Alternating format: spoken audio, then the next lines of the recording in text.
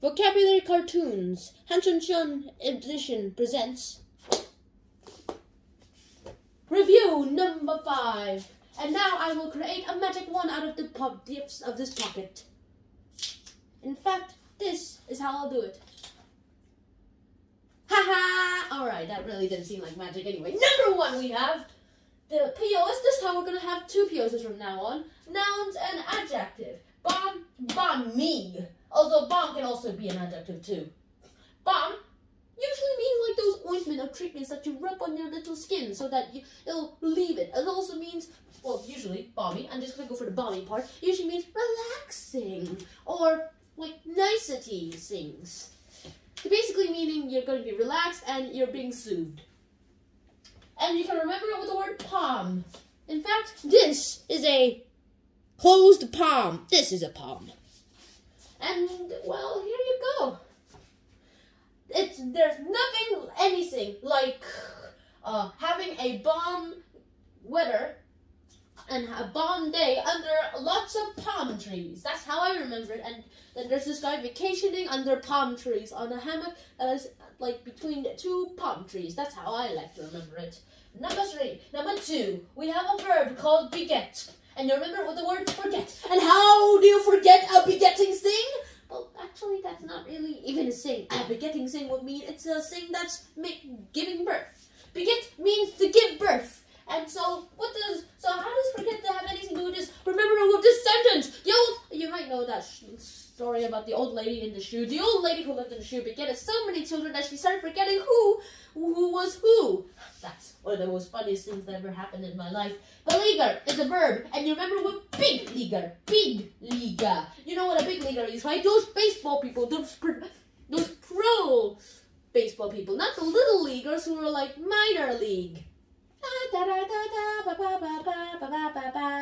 That is exactly what a little leaguer is. Basically like the big leaguer version, but a little version. And how do you remember beleaguer? What big leaguer? Well, beleaguer means to harass or to imitate or harass in like a bad way. And so basically bullying someone. And so you remember like this. Little leaguers beleaguered the big leaguers. And imagine little leaguers pouncing and hitting someone about to crack a big leaguer on the head with a baseball bat. That would be beleaguering a big leaguer by little leaguers. Oh, hello.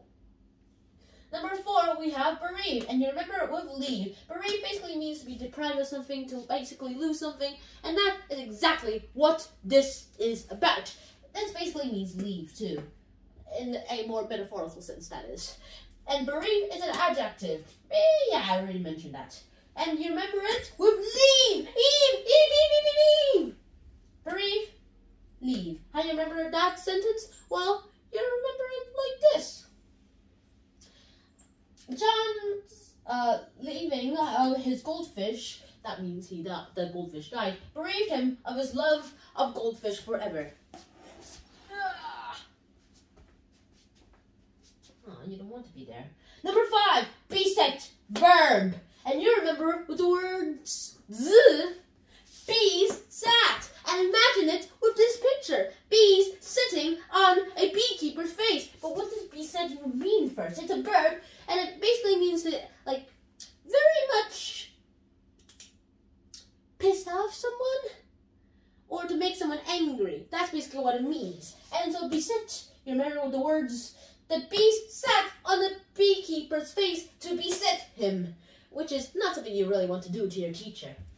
Number 6. It's an adjective, and it basically is bizarre. You all know what bizarre means, right? No? Okay, then remember with the word bizarre first. What does bizarre mean then? Bizarre means to, well, exotic, or something that really is far-fetched and is not really up to date to our times. And you remember it with bizarre. What's a bazaar? Anyway, it's basically a market. And remember it with this sentence.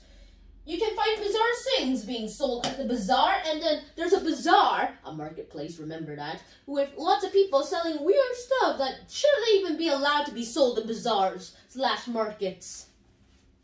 And number 7, it's a verb, and we call it blabber. Basically, it means the same thing as gossiping, or talking about things in the wrong way. And you remember it with lava, labyrinth, and eventually something comes out of your mouth. That's basically what it is. Blabber. Those two girls blabbered with each other until they lavered. That's how you remember that word. And number 8, do you remember it with the word bleak? You remember the word bleak, right? Well, it's an adjective, and that means things that don't really look, it's going to be all right. That's how I would say it anyway. And now it's time to use the word leak to actually remember all this. And now, bleak leak. That's actually one phrase way to actually do it. However, you can remember it like this. Even a leak sometimes makes things look bleak. Rhymes and poetry is my bleak subject. Now, just promise you 2 more words. Bludgeon! And now, no, I'm not talking about those balls in Harry Potter Quidditch where they try to attack you and the beaters has to beat them away so that you won't be injured at all. Well, here's what a bludgeon is. Bludgeon is a verb and a noun.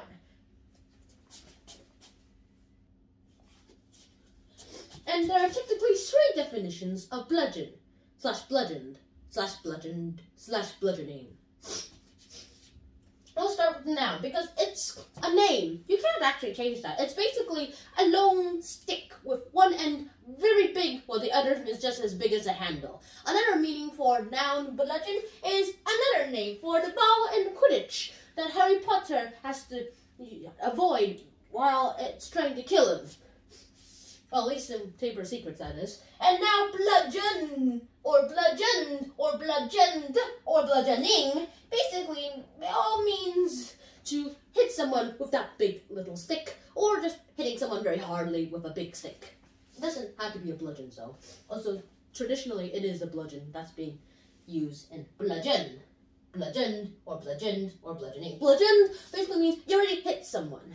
Bludgeoning basically means you're hitting someone right now. Please don't do that. And you remember with the word dungeon. And you remember it like this. Imagine a dungeon with 2 prisoners chained up there. And one prisoner is looking at all the bludgeons around them that are scattered on the floor and saying this. Why do you suppose they have all these bludgeons in this dungeon? Yeah, that's actually the correct way to do it. And that's also very ironic because they should be thinking of how to escape. None of them should be that there's too many bludgeons. Number 10. Bucolic. And what does bucolic mean? It's an adjective that means to be more rustic or peaceful, basically countryside-like, more rural-like. And you remember it with Bull's Frolic. And you imagine it with like a barn and the rural side of the countryside with bulls frolicking. And then you imagine with the sentence, Bull's Frolic in the bucolic countryside.